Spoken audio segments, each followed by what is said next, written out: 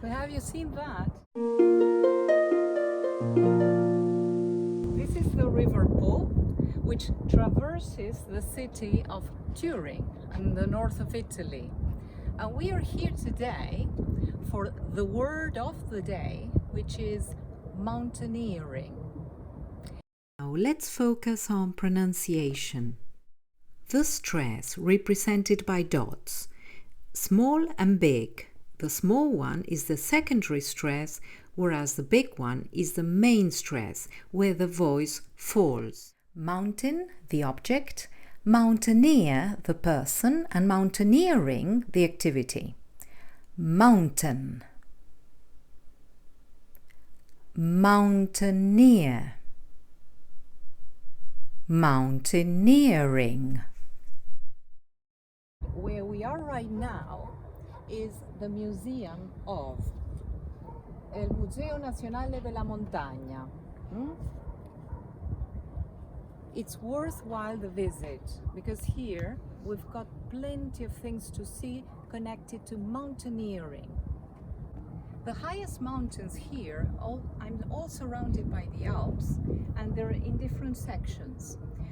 Going from left to right, the Monviso, which is 3,850 meters on my left. Then there's the valley of the Po River, and then here, if we go eastern, we've got the Grand Paradiso, which is right ahead of me, is 4,061 meters tall or high. The Grand Paradiso. If you see there's a cupola. The cupola, this is the Museum of the Cinema, which is the highest tower here in Torino. On my right, further, is it north there? Yes, it's north. Northeastern is the Monte Rosa with 4,638 meters high. So we are on the top, on the attic, on the highest part of this museum. And I really recommend you coming here because you will see important exhibits connected to mountaineering, the leaders, the pioneers in mountaineering. For example, there's a huge exhibition on Bonatti, who was born in 1930 and traveled worldwide from west to east, going to the highest mountains, the rivers, the Amazonian forest, Australian mountains, etc., everywhere in the world.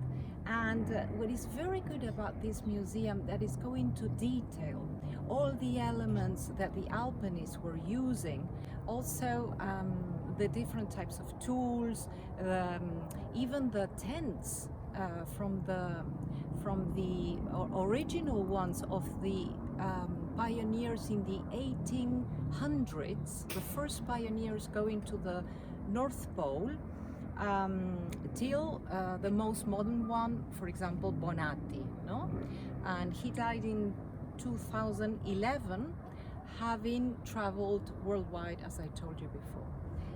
And here in my back then, it's this Museum of the Cinema, which has the highest tower in Turin, and it's an emblem of the city.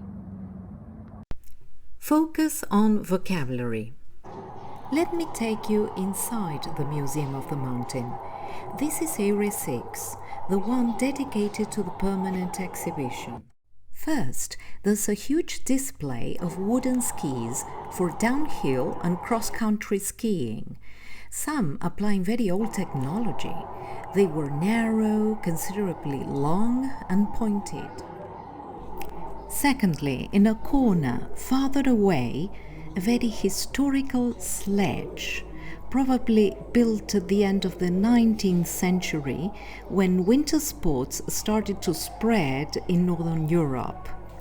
It's wooden crafted and it really stands out in the center of the room. I couldn't help but admiring the artistry in the making, so I spent quite a few minutes watching it. Finally, my attention was drawn into this bobsled, which is hanging from the ceiling. It was used in the Olympic Winter Games held in the Susa Valley, where Torino resides, in 2006.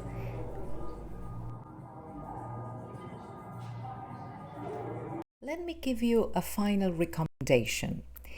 Don't miss out the rooftop view from the terrace, and also Il Monte dei Cappuccini, the church just by the side of this museum.